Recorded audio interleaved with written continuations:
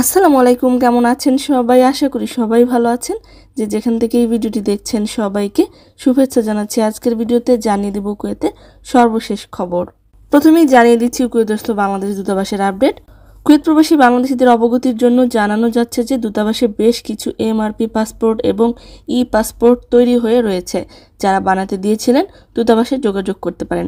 Passport ডেলিভারির সময় হলো দুপুর 1টা থেকে বিকাল 3:30 পর্যন্ত।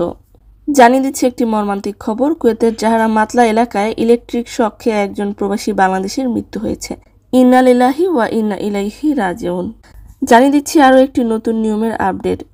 কুয়েতের ভিসা আপডেটের ব্যাপারে স্বরাষ্ট্র মন্ত্রণালয় থেকে প্রকাশ করে বলা হয়েছে যে যদি কোনো শিশুর কুয়েতে জন্ম হয় তবে সেই শিশুর জন্মদিন থেকে 4 মাস পর্যন্ত কুয়েতে আবাসিক রেসিডেন্সি ফ্রিতে পাওয়া যাবে, অর্থাৎ 4 মাস পর্যন্ত আকামা ছাড়াই থাকতে পারবে। তবে 4 মাসের মধ্যে অবশ্যই পাসপোর্ট সহ আকামা রিনিউয়াল করতে হবে।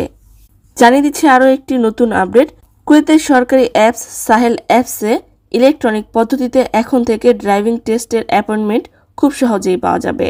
অন্যদিকে আরেকটি আবেদনীকে প্রকাশ করে বলা হয়েছে যে রেসিডেন্সি পারমিটের নতুন যে আমিরি ডিগ্রি জারি করা হয়েছিল সেখানে বলা হয়েছে যে একজন অবৈধ প্রবাসীকে আটকের পর তাকে কমপক্ষে 30 দিন জেলের ভেতরে রাখার নির্দেশনা রয়েছে। জেলের ভিতরে রাখার 30 দিনের মধ্যে তাকে কুয়েত থেকে ডিপোর্ট বা নির্বাসন করা হবে। তবে অবস্থাভেদে জেলে রাখার এই 30 দিন মেয়াদ কম বেশি হতে পারে।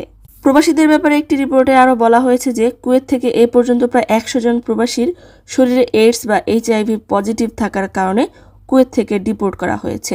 আরও বলা হয়েছে যে এখনও পর্যন্ত কুয়েতে বেশ কিছু নাগরিকের শরীরেও এইচআইভি পজিটিভ পাওয়া গিয়েছে বলে প্রকাশ করা হয়েছে। কুয়েতের সর্বশেষ কারেন্সি হলো কুয়েতি 1 দিনারে বাংলাদেশি 400 টাকা। সর্বশেষ গোল্ড প্রাইস হলো 1 গ্রাম 22 ক্যারেট স্বর্ণের দাম 23 দিনার 950 পয়সা।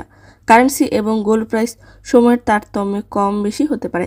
সম্মানিত ভিউয়ার্স, আজকের মতোই ছিল আপডেট। পুরো ভিডিওটি দেখার জন্য ধন্যবাদ। এই ধরনের ভিডিও পেতে চাইলে ইউটিউব চ্যানেলটিকে সাবস্ক্রাইব করে দিবেন, ফেসবুক পেজটিকে লাইক এবং ফলো করে দিবেন।